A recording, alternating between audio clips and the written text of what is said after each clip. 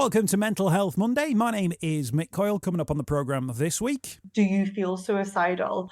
Before I ever asked that, it was terror. I will actually say that it's a very scary thought. Loneliness, again, is one of those things which, even when we started doing the podcast in 2017, loneliness wasn't really living within the mental health world. Loneliness was something which was separate. Yeah, loneliness is significantly associated with later suicidal ideation and behaviour. It's not just a small window, it's anything up to 5 years later. And I'll be reminding you how you can make connections with mental health organisations within your community. It's Mental Health Monday.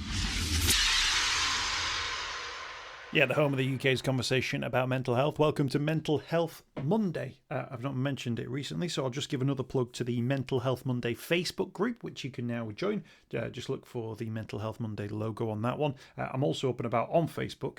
You can catch me too on Twitter and Instagram. That's at Mr. Mick Coyle. That's at Mr. Mick Coyle. Now on I think it's my Twitter, I've got a link to my email address. If you're interested in putting forward a guest for the show, recommending someone to speak to, absolutely keen to hear from plenty of people who've got an insight into the world of mental health. That's what the platform is for here at Mental Health Monday. Do drop me an email. Very keen to hear from you and looking forward to sharing some more stories in the future.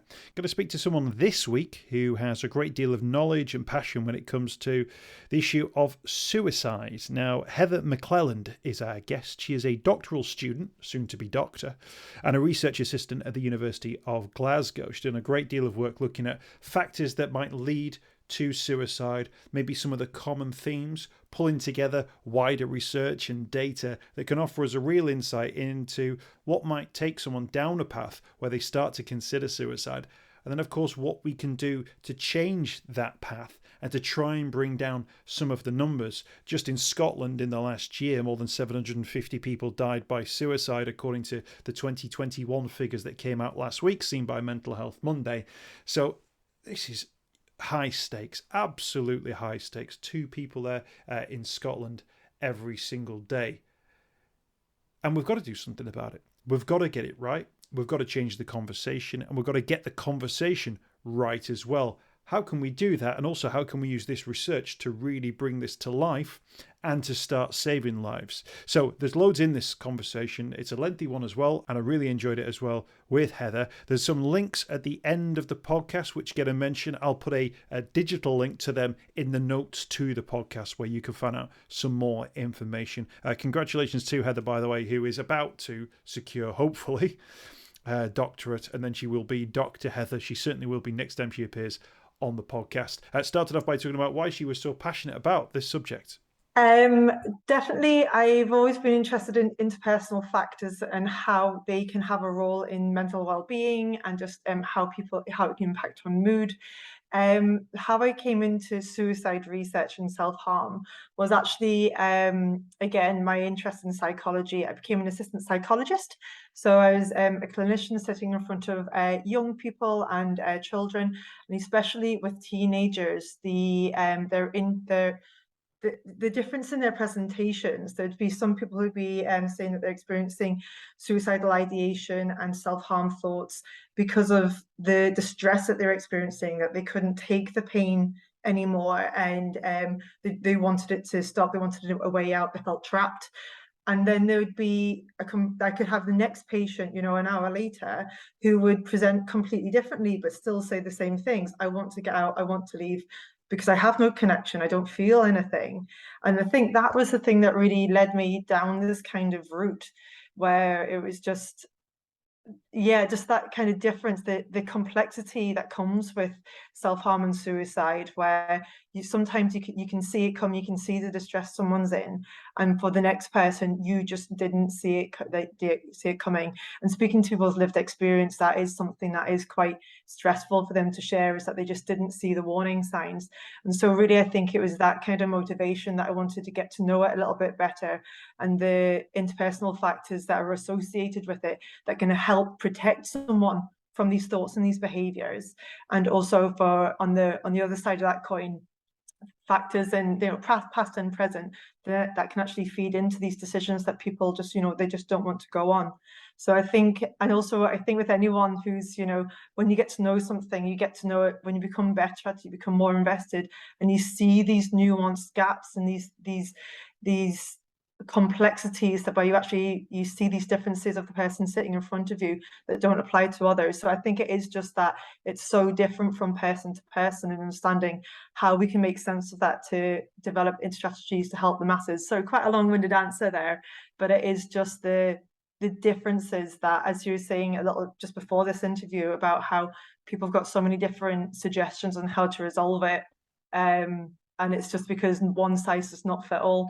It's a tricky situation. No, absolutely. It's a very good answer, by the way. And I guess it's why sort of researching sort of the academic side of this and things like data is quite important. Because I think as a society, and maybe members of the public like myself, our understanding of suicide is based on either our own personal experience of people that we know, or hearing stories of why somebody did. And of course, we now know that so many of those stories aren't true. We don't know often what people are going through. But of course, when you have access to obviously patient records, the actual patients themselves, the clients that you might be dealing with, I guess you get to then be able to track and see trends, spot those signs of going, well, those two people had the same potential outcome or the same suicide ideation, but of course it came from 1,000,001 different places. But I guess what I'm saying is that the academic and the research side of things allows us to work out what are those, where are the crossovers on the Venn diagrams, and where can we obviously then put our focus on.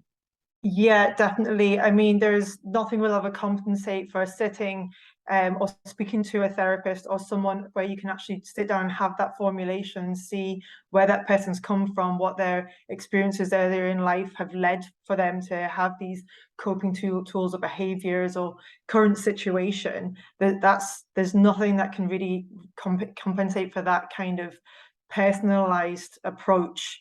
But definitely having research that is quantitative, so working with numbers and things, and being able to see these statistics of this intervention makes a significant difference to the masses, so this is something that we should pursue.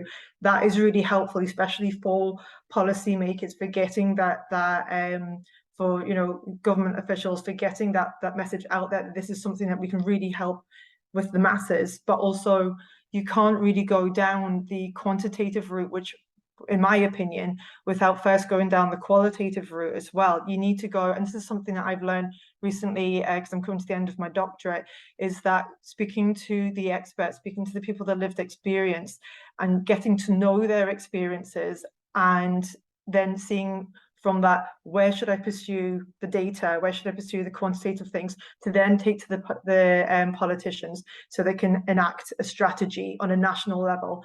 I think that's, there's definitely three prongs to it: the formulation for the personalized, person-centered approach, the qualitative to know where to start looking for these differences, and the quantitative data to be able to back it up in order to put these strategies and these proposals into place. It's all so important, definitely.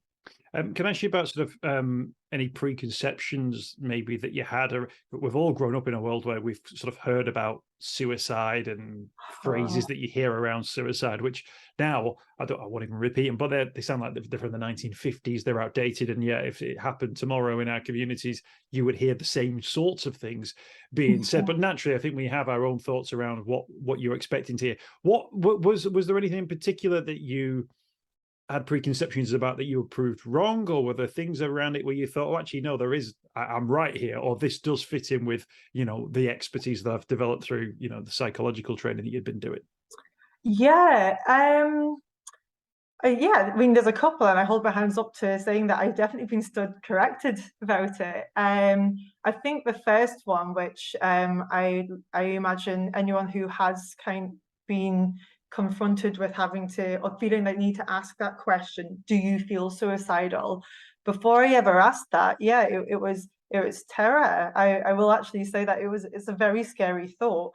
And because you worry about their answer, you worry about the consequences of you asking that question, and I think when I think back at it, just blind terror without even knowing what what would be on the other side of that at all. But obviously, with, as I say, being a former clinician and now in the research field of it, it is a question that I ask on a regular basis. And also I have experience of asking it 2 times in my personal life as well. And I have to say 100% of the time, I've never had a bad response to it.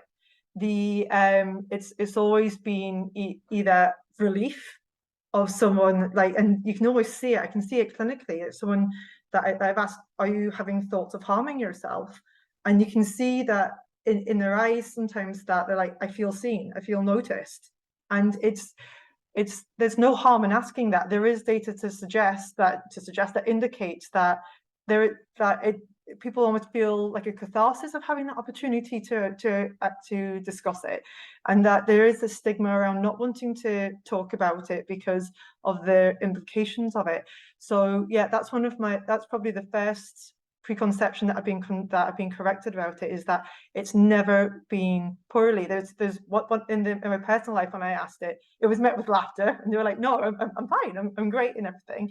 But at least I was able to communicate with them that I'm noticing them. I see that they're struggling. This is something that I'm open to talking to them about, and that they can actually discuss it openly. And I think you communicate a lot more just by asking that question than just, I'm worried about you. It is also that I'm here for you and things. So that would be the first. On that, Heather, can I just on that? I think it's really interesting on the issue of that phrase, are you feeling suicidal? I think it flies against everything we've grown up being told to think about suicide. Don't mention it, don't talk about it, don't ask anyone about it. But actually the evidence is actually the opposite. The evidence is ask that question. It gives you a much more positive outcome than not asking the question. And that's a leap we've got to make, hasn't it, in terms of the way we talk about society, the way society talks about people who are experiencing really difficult times when it comes to their mental health. Yeah, definitely. If you look at going down the academic route, if you start looking at models of suicidal behavior, going back to what we're saying about trying to make sense of people's experiences, more often than not, they do mention about social support. Do you have the social support there to help you with your mood? And even in safety plans that, are used regularly clinically, they're quite often socially support based. Do you have someone who can give you, you can be distracted by, like not necessarily talking about your thoughts and things, but like someone you can go play football with, someone that you can go for a walk with, have a cup of tea? And then is there someone that you can speak to more personally and say, look, I am struggling here? So yeah, definitely having that shift of actually getting, I think we're approaching that hump. I feel that we're recognizing that stigma is perpetuating it, and I feel like most people are saying, yeah, you can talk to me, but we've yet to get to that level of confidence of actually acting on it. And I think a lot of that is to do with wanting to not be a burden, not wanting to not cause distress, and not wanting to let people down. It's really common for people who, they want to seem that they're coping, that they're managing, that they actually put that pressure on themselves of, I can't talk to people because otherwise I'll let my parents down, I'll let my friends down, my partner down.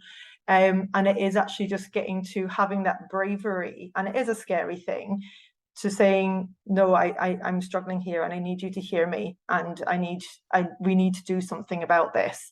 And I think that anyone who can actually say that is a very brave person who's clearly communicating that they're wanting to fight. It's not that they're giving up, that they're actually using all the means they can to get that help. Absolutely. That was very profound, that, Heather. I'm now going to ask you for your second preconception now, which might, Sorry. I don't want to embarrass you around these things, and we seem to be focusing a lot on them, but I think it's so interesting, and it just feeds into that wider conversation, our wider understanding of what mental health is. So give us that one. We won't give you a hard time on it because we've all got preconceptions. Of course we have. Yeah. It's such a huge subject, suicide, and yeah, like I say, the more you talk about it, you just go down this rabbit warren. The other one, I think, and I have already touched on it again, it's just the variety of presentations, not to use clinical speak about it, but again, like going back to my examples, you can see I used to think that you would be able to see suicide, that you'd be able to see the distress, that you can see that. If you think about depression, you know, like being exhausted all the time, being tearful and things like that. But with suicide, that's not necessarily the case. It can be people just walking around and just, you know, still laughing at people's jokes, still going to work, and then all of a sudden you hear that they're in hospital, or even worse, that there's been a fatality and they've died. And it is just that you can be caught so off guard. There was a study, it's getting on a bit. Unfortunately I can't remember who wrote it, but it was that CEOs, you know, high achievers who they want to be everything to everybody. They're putting that pressure, and they hit that peak of this me hitting the best I can for being perfectionistic, or being perfect, sorry. And then it's the pressure of, well, I don't want to topple down from that. Again, going back to that failure of I can't be anything less than what I am now, and the stress is just getting to me, and then they crack, and they think the only way out for them is to you know, injure themselves, to die by suicide. So yeah, it is that kind of, you can't assume that people are, just because you look upset doesn't mean you're not fighting, and also just because you look fine doesn't mean that you are. So it is just, again, that goes back to that question of, it's so vital, if you get any kind of inclination that someone might be having a plan, thinking about hurting themselves, it's so important to ask them, and also to be receptive to when someone may choose you to disclose that information, to take it seriously and act upon it, and, you know, thank them for their bravery. So yeah, I think those are the two preconceptions. There are others, but those are the two I think that are the biggest ones that I've learned from.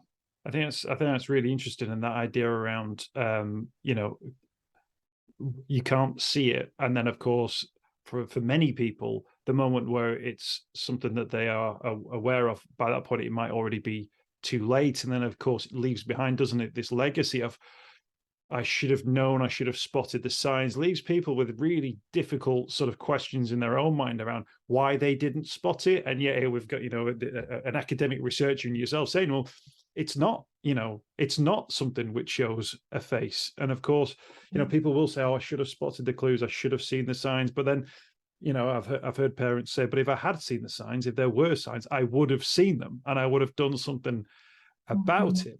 And I just wondered whether or not the sort of the hangovers around the stigma around suicide and the taboos and the myths and all that kind of stuff. I just wonder how much of a part that still plays in this world of don't show you struggling, don't let on that you've in any other world, if you woke up one morning and thought, I'm thinking of taking my own life, you'd go, oh, goodness me, that's a really dreadful thought. That's there must be something wrong. I'll go and speak to someone about it. Yet there is this other thing that's going around, and I wonder if it comes from this almost institutionalized nature of, well, suicide is about weakness, or it's about failure, or it's about all these other things that just does that still muddy the water in what might otherwise be a more open conversation?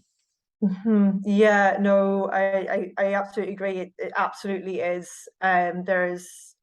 Like I say, I was doing I conducted an interview last year, and it was with participants who had experiences of suicide attempt, to learn about the interpersonal factors, again, that led to their wanting to die by suicide. And stigma came straight out of there, and it was to do with mental health, that they might lose their friends, like that their friends would treat them differently.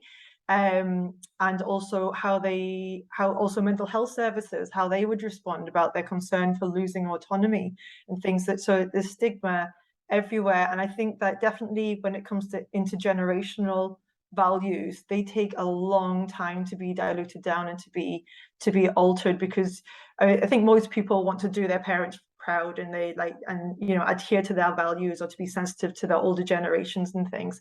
But I can see it, when I see my extended family and see how they communicate about mental health and things, you can see that this transition it's going in a positive direction, I think, but there's definitely a long way to go. And also again, like when I'm around socially, going to like the pub, for example, and you can hear people chatting away, there can be that almost perpetuation of stigmatizing language, and sometimes it can just be talk, and it can just be like people having a laugh. There was actually it was a few months ago, and I was out with some friends, and there was actually a table next to me, a group of, I don't know, 8 folk, and they were just using the most outdated and stigmatizing language ever. And I did actually sit there going, so there's 8 people there.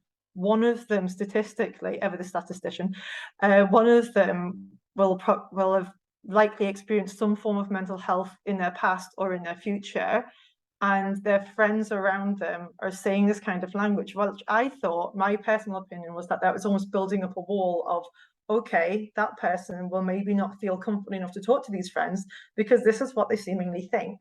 So we need to almost change the language and be a little bit more considerate of, even if someone's not in trouble now, we need to think about the message we're conveying and the language that we use, so that we are removing any barriers to someone help seeking in the future. Again, going back to that, do you feel suicidal? Because even if they say no, at least they know the door is open, that is to maybe someone they can talk to that will be receptive to it. And so with mental health as well, saying, using language like that's crazy, that's mental type thing, it might be quite off the cuff for most people, but also thinking about what impact that can have with someone who does feel like they're actually struggling with mental health. It can cause some barriers there. So yeah, there's progress being made, but there's also a way to go, which I guess is forever the party line, really, isn't it? I was in the pub once, and there was a guy trying to tell his mates that the only known cure for depression was cannabis use, and I had to go, I appreciate, that you might be having this conversation for a reason, but I'm not entirely sure that that's true. Mm-hmm. But there are a couple of websites you might want to go to that might be able to actually find the information you are looking for. This guy he went, oh no, you're right, mate. Yeah, no, that's a good point you've made there. And but it was one of them. I just thought, if they go away thinking, oh right, well I'll start smoking this, that, and the other. I thought, but it was one of them. But he was almost like holding court with like this information and research that he'd done, and I just thought, no. Luckily he was quite mellow for reasons which may be self-explanatory. But yeah, when I mention that, but you do hear those conversations all the time, don't you? You do hear that sort of language that's being used, and you just sometimes I auto correct it, if you like. Yeah. And other times, I think this is maybe a conversation around sort of the language, which other times I let language go, because sometimes I don't want someone to say, well, maybe I'm talking about mental health for the first time, and I accidentally use the phrase commit suicide. I don't want to then go, you can't say that, because they'll go, oh, I thought I couldn't say that, and I shouldn't have mentioned it. I should never have mentioned suicidal thoughts or whatever. Whereas you almost don't want to. You almost have to say, look, let's come in. Let's all make our mistakes. Let's say all the wrong things, but let's do it in a public way, so we're not feeling like we're being held back. But as long as it does have that sort of guiding hand around it that says, actually, you might want to use this language instead, or maybe this, you used the phrase, die by suicide before, which I think, is the phrase that I'm hearing more and more often as being the positive thing. When we talk about sort of circumstances as well, I know you've written about the word loneliness. Loneliness, again, is one of those things which, even when we started doing the podcast in 2017, loneliness wasn't really living within the mental health world. Loneliness was something which was separate. And as we've sort of progressed and our understanding has become more, when we've talked about people's sense of belonging, people's sense of being part of something, people's sense of either social isolation or sort of personal isolation, that word loneliness has really come to the fore in terms of feeling lonely, not being alone. Loneliness and being alone, completely different things. But I know that loneliness came a lot up in your research. I think this is a really fascinating thing when we look at maybe a social response to the mental health crisis that we're facing as a country and the suicidal crisis that we're facing as a country. If we could deal with loneliness, we might be getting somewhere. Yeah. I mean, definitely. It's such a big subject, and you're absolutely right. It does seem to have just erupted over the last few years. I think the trigger of it, although it has always been, it's been bubbling away for a while, but there was a systematic review that found that loneliness was associated with 2.5 times more likely experiencing cardiac disease. And so it's showing that link between mental health and physical health. And there is research to find that loneliness is associated with later depression, but there hadn't been any systematic review research where we compile all the smaller studies together to say, okay, what are we actually dealing with here? That's what I mean by research here. To look at, well, just, okay, so it impacts on physical health in terms of like your cardiovascular, it impacts on your later mood and things, but just to what extent does it actually impact in terms of self-harm? And in this systematic review, and I also did a meta-analysis to back up the data with numbers, and it was found that, yeah, loneliness is significantly associated with later suicidal ideation and behavior.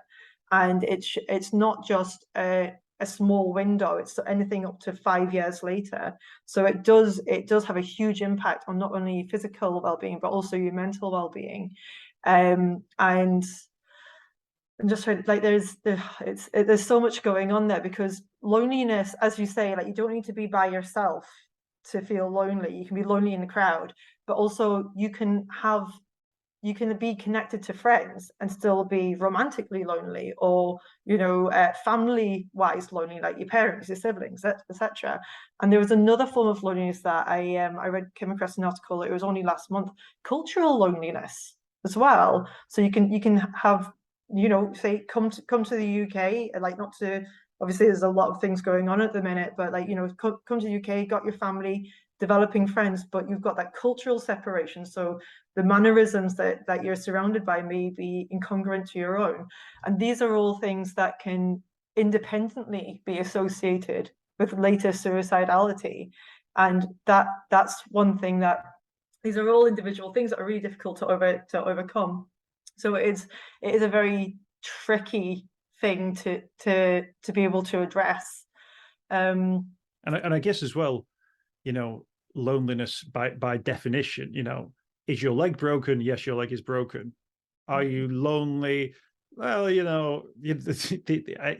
it's not the sort of thing that presents itself in a way which is absolutely, even I imagine for the person experiencing it. There was a statue that came out the other week from the ONS there was like a huge sort of state of the nation report, and it was something like 45% of the population, only 45% of, felt that their life had a sense of meaning. Yeah. Which was like a really low, and that I found a depressing number, that people felt like they existed in a world which didn't really notice them. Mm-hmm. Or in a world where if they dropped the pebble, there was no ripple.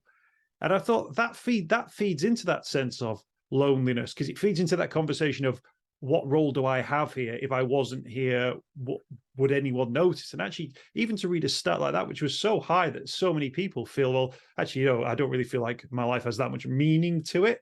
Like, there's the day-to-day, which might have the day-to-day meaning. But if you were asked to sort of step back and assess, you might think negatively about yourself. I thought that really struck me as like not a good place to be just in society, because it spoke of a place where you wouldn't speak to your neighbors, or your neighbors wouldn't realize if you'd gone on holiday for 2 weeks, and they wouldn't let on and say, did you have a nice break when you came back? Or a boss who didn't really care if you sent that email or not.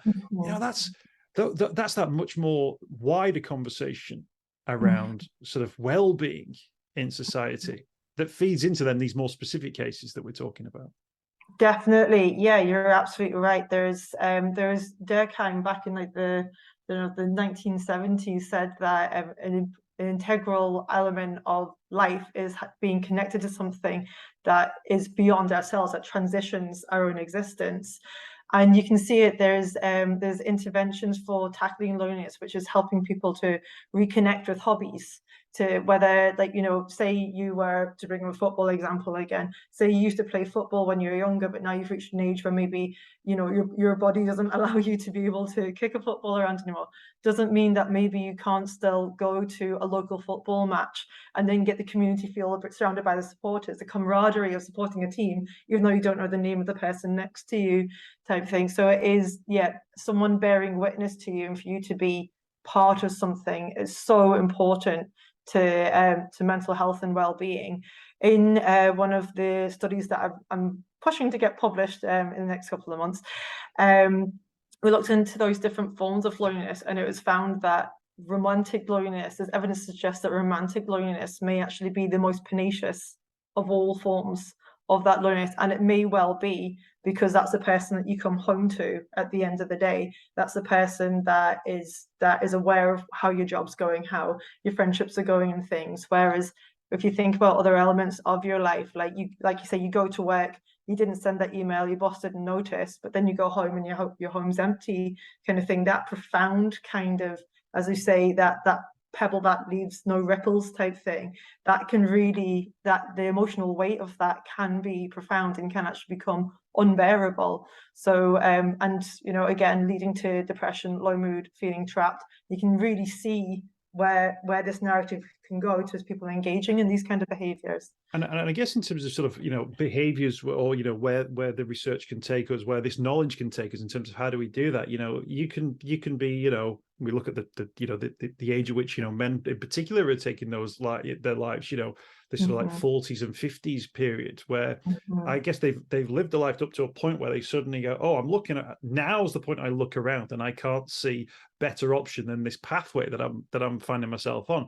But I'm guessing in terms of the research and the knowledge, we've got to think about how does that feed back from 10 years before that or 20 years before that, or that sense of a community around a person that they go, okay, my marriage is broken down, or all the kids have left home, or I've lost my job, but I do have this group, or I still have this passion for gardening is the big one for me at the moment, or like I do have this other like group or community that I'm part of, so I'm not suddenly now isolated on my own and the pebble with, you know, with no ripple. I'm actually a person. I have values in and of myself, but they're also recognized in this group or that group, or this piece of art that I was involved in, or this poem that I once wrote, or any of those things. Yeah.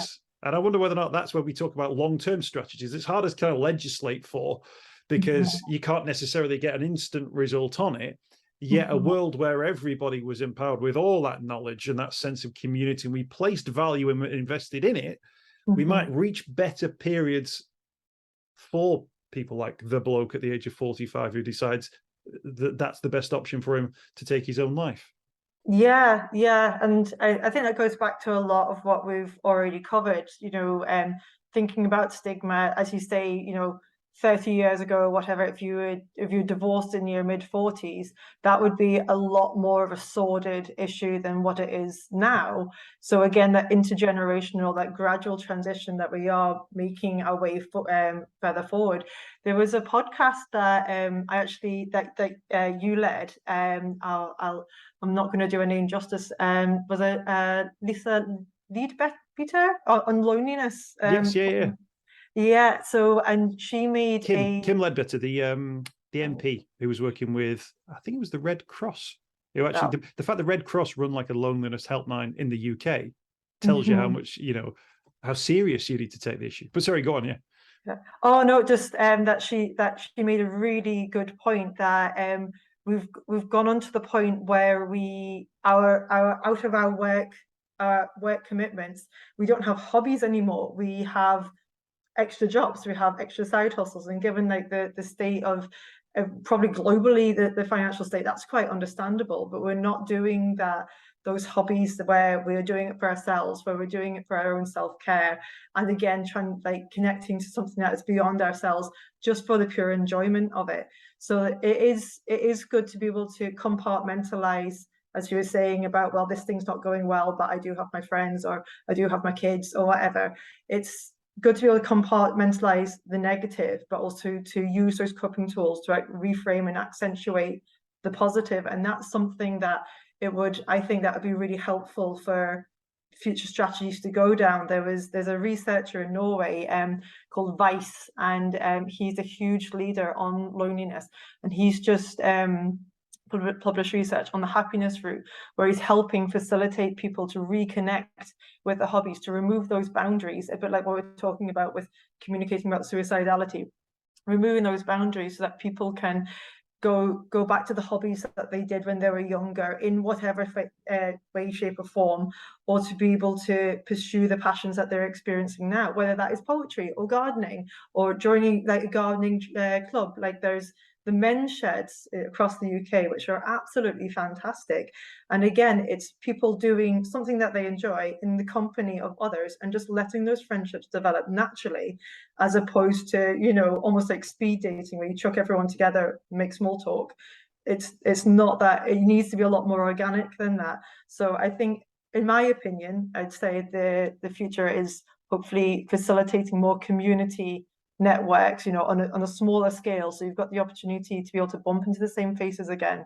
And as you like, you know, the amount of our friends who over lockdown they got a dog and now they've never felt so popular in their lives, because now they've got people talking to them and like talking to the dog and recognizing the dog, and they feel a lot more integrated in the community, even though they've lived there for years. So yeah, having those kind of strategies, I think those not financially motivated but just sheer enjoyment motivated, would do a lot for loneliness, connectivity, and hopefully suicidality is the hope. So mine are gardening, playing the ukulele, and jigsawing. Everyone does jigsawing. Forget it beats Instagram. For your dopamine hits, jigsawing. What are yours? I've got to ask you what yours are. Lockdown, I think I must have spent a small fortune on jigsaws. Absolutely. 1,000-piece minimum. So fun. Were they 1,000-piece minimum? I'm not having. God, yeah. I'm not having none of this 500-piece nonsense. It's getting to the point where, like, I'm not quite ready for one of those single color ones when you only look at the shapes. So, like that's just a different kind of. That's a jigsaw. No. Yeah, no, definitely into my jigsawing, especially when it's raining up here in Glasgow. But I'm getting better at carving out time for running. And that's the one that, even if I don't get as far as I want, as long as I enjoyed it, or, you know, it just so happened that my iPod Shuffle came on at like the right playlist, picked at random. So those are definitely the things that I do for my own self-esteem. And, you know, I do it by myself, but I do still feel part of the community because I follow running groups on Instagram and Twitter and things. So I still do feel, even though I'm an independent runner, I can still relate to the posts that pop up on these websites. Which is... Oh, absolutely. No one else apart from my kids and my wife will ever hear me play the ukulele, but it does feel like it feels like a community thing. Just very quickly, Heather, before we go, there's sort of a consultation in Scotland at the moment. You're based at the University of Glasgow, where people can sort of get involved. I'll put the link actually in the notes if people listen to this on the day that it's launching, but closing towards the end of October 2022. And people can have their say, can't they? If they think, you know what, I think there are things that can be done from a mental health point of view, because there are consultations on this and these sort of opinions are being sought at the moment. Yeah, it's a suicide prevention action group and a suicide prevention action plan. And it's being led by the NSPLG, which I should really be able to remember a lot faster than that since I've worked there for so long. But yeah, so we're developing the new action plan for Scotland, and literally everyone is qualified to voice an opinion on this, whether you've got experience firsthand of suicidal ideation, self-harm, or you've got lived experience through others, or if you've not got any experience at all, what would you want to look for, or what would you want to be aware of in terms of channels to be able to keep yourself or someone else safe that actually express these thoughts to you. So yeah, it's very much open to the public and for their input, and we do take it very seriously. As in, I had a meeting this morning and we were discussing the feedback. So if anyone's got an opinion, we will be reading it and we will be taking it on board. And that sort of reflects this sort of new world that we're in, where people want to know, because it's not just about sort of the medical side of things. It's how people feel, how people have interacted with, these sorts of thoughts or feelings, or people who've been experiencing these sorts of feelings. And when you start to consider it, there's mental health in absolutely everything, isn't there? Oh yeah, absolutely. The use of a lived experience panel has been integral to the National Suicide Prevention Leadership Group. That's what the NSL and oh, so close. I nearly had it. NSPLG. There we go. But yeah, lived experience panels are becoming more and more popular in mental health networks, and also with the agenda that we're developing. And again, it is just going back to these experts, and also the feedback that we get from these lived experience panels is the sense of community that they get, that and the support that they are given. That we make sure that, I say we, it's an external panel, but the people who run it, that we collaborate with, they always make sure that that everyone who's involved is involved to the extent that they want to be. They're never asked to do anything more than what they're willing to do. They're welcome to step back whenever they want, and just it's a very comforting and supportive place, is from what I've seen. And yeah, again, it gives that sense of membership, and also that everyone's experiences are valid, even if you've got an experience or a viewpoint that is different to everyone else's. Great, still that brings variety in things. I definitely articulate it, and yeah, they've been a wealth of knowledge. They've helped us develop a website based in Scotland specifically for the Scottish population, but obviously it's worldwide, so everyone's welcome to check it out.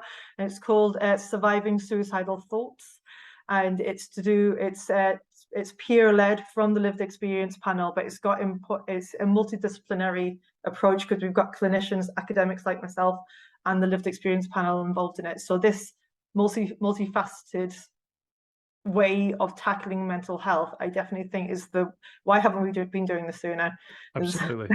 Why did it take so long? Heather, thank you so much for your time today. We'll put all those links in the notes of the podcast, and thanks for speaking to us on Mental Health Monday.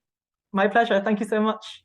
I hope you've enjoyed this week's podcast. Thanks for checking out Mental Health Monday. My name is Mick Coyle. You can find me on Twitter at Mr. Mick Coyle. You can also find me, Mick Coyle, on Facebook as well. Don't forget, if you want to speak to somebody about your mental health, you can do so. The Samaritans, free to call on 116 123. You can find mental health services where you are. Just look for the Hub of Hope. Type in your postcode. It'll find those mental health services close to you. And for support in a crisis, you can text SHOUT to 85258. That's if you're experiencing a personal crisis, you're unable to cope and need support. Shout to 85258. That's a text line. Do get involved in those services. In an absolute emergency, always remember the number to call is 999. Thanks for downloading the podcast this week. We'll be back next week with more Mental Health Monday.